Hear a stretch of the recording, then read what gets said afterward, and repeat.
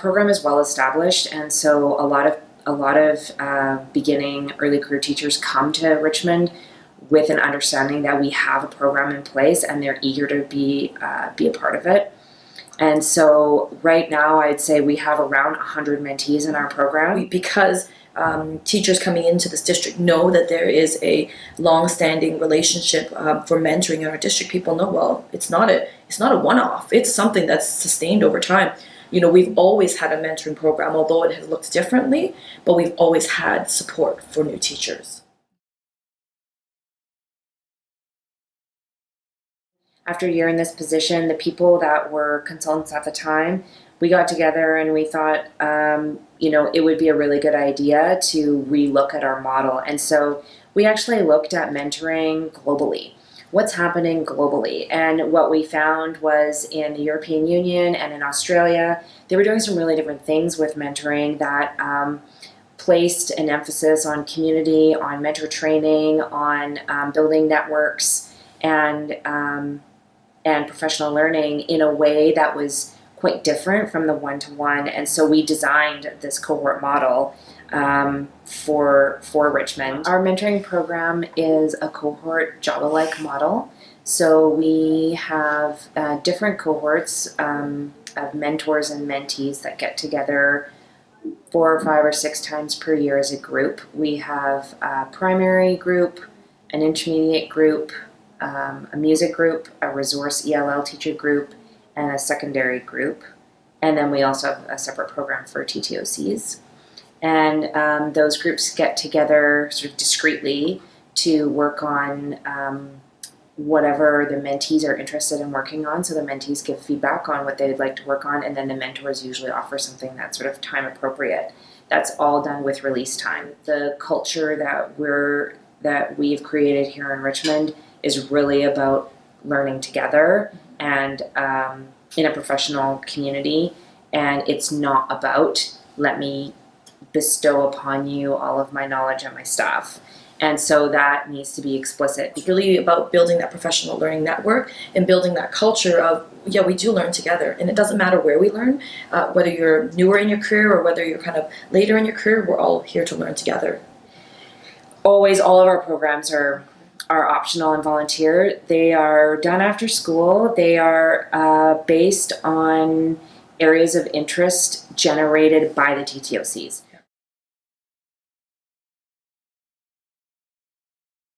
So in terms of our mentors, we generally like our mentors to stay on with us for about 3 years because we want to have the continuity. So when we have a vacancy available, we generally put an all-call out to all of our members to ask them to see if they would like to be a mentor. Yeah, we offer an information session for interested people, and that is very helpful in that they get a sense of what they'll actually be doing, because some people come to mentoring wanting to be a mentor with some preconceived ideas about what that will mean and what their role will be, and they're based on their experience of having been mentored. And so it's really important to give people a pretty clear picture of what their role will be, how they'll be working with mentees, how they'll be working with other mentors. They can stay for 3 years. We allow them to participate if they have a contract of a term or longer, so they don't need a continuing. They can have a temporary contract, and that's to support. That's really such a fragile time as a mentee, your first long-term temporary contract, and we have many teachers that have multiple temporary contracts before they get a continuing contract, and so we want to capture them at that early time when they're doing that big learning.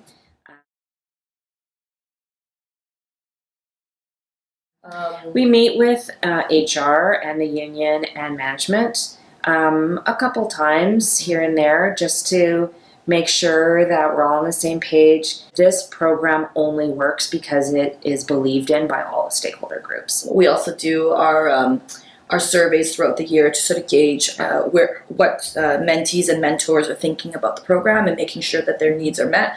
So we generally do one halfway through, and we generally do one at the end of the year, because that helps to inform us as the sort of looking at the program, but also the mentors about how well are we doing, right? And making sure that we're meeting all of the needs of the different cohort groups. Well, speaking for the cohort that I'm working with specifically, when we had our first training session in the fall, and then in the afternoon we have time to plan, as the kind of leader of my cohort, I made a choice. And I said to my other mentors in my cohort, I would like this to be a co-creation. How do you feel about that? Are you interested in that? And it was an explicit conversation. And I think that's actually really pivotal, because if we don't offer that explicitly, we get so little time together that we waste time. So if it's invitational and subtle, I think it's sometimes it doesn't necessarily happen, because in the past it's been more subtle invitation. As leaders, when we're also transparent with the messiness of the planning, that sends a profound message to them that it's actually okay for you to take a risk in your classroom and have it be messy, and it might look messy, like this looks messy right now, and we're all okay, and we're actually getting something useful from this experience, and it's not about polished and perfect. It's around meeting what's there to be met. And I think too, like, because we've spent a lot of work on those foundational pieces, like who are we and why are we here, we can lean on that every single time. And so we know what are the core values of our mentoring program, what is the culture that we're trying to create. And so we know that within our sessions, when we plan them, we know that we value voice. We know that we value learning, reflection, community. Those are some of our core values. And so if all of our sessions include those, it's okay that it looks different, or that the transition from one to the other was choppy. It's about that professional reflection, right? We know that for the growth to happen, we need to be able to take that time for teachers to reflect. And it doesn't matter whether it was a success or a failure. It really is about how do we move forward? What do we learn from this experience? And it's really those teachable moments, right? Like you said, you kind of get caught, and then you're like, oh, but what we had planned wasn't what we did, but it was equally, if not more valuable, because it met the needs of the group. We really struggle with including part-time employees as mentors, because working around their schedule with some of the challenges of room availability, TTOC availability, it becomes really problematic, and so we do prefer people who are working full-time. We also know that the last few years, or I'd say probably given the past 5 to 7 years, we've noticed that a lot of our teachers aren't getting continuing contracts, or they do get a continuing contract and they get laid off at the end of the year. And so we're really trying to build that community within that mentoring group. And that's been really helpful, I think, for them to feel the sense of belonging. It's not only a sense of belonging within your school, but a sense of belonging within the district.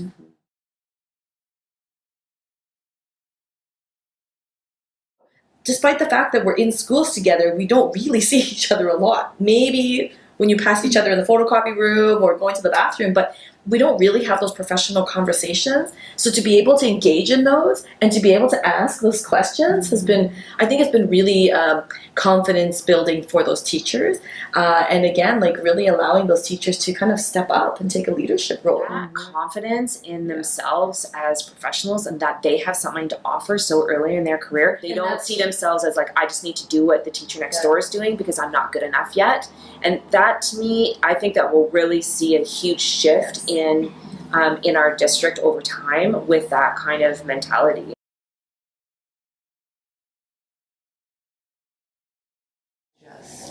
I think one would be making sure that you have all your stakeholders groups coming together around a common vision. I think that's a huge piece, is that you want to make sure that you have the support from all of the stakeholders, whether that's financial support, whether that's support in getting TOCs, whether that's administrative support. I think all of those pieces have to be there first. So bringing together all the stakeholders. I know that funding is always an issue. We are lucky that we have that funding, but that eases the difficulties that we have in trying to get a program up and running. And I think it really has to be responsive to the needs of the mentees. It can't be that we have an agenda. I mean, we do, but it has to be responsive to the mentees that are in the program. Like being transparent about that too is pretty critical, so that mentees know what they're signing up for really.